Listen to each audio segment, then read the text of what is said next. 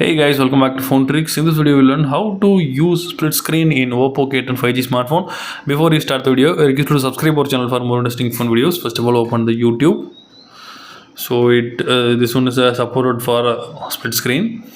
So you open the YouTube. Now you need to swipe up with the three fingers. You can see you need to swipe up with like this. Then open the second application.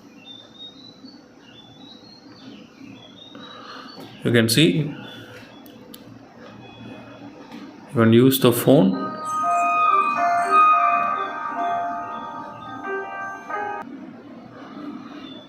Again, I tell the demo. You need to swipe up with three fingers.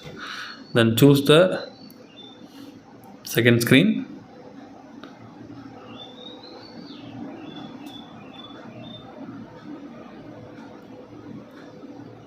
So that's all guys. I hope this video is very useful to you. Like this video, hit thumbs up. See you next video. Bye bye.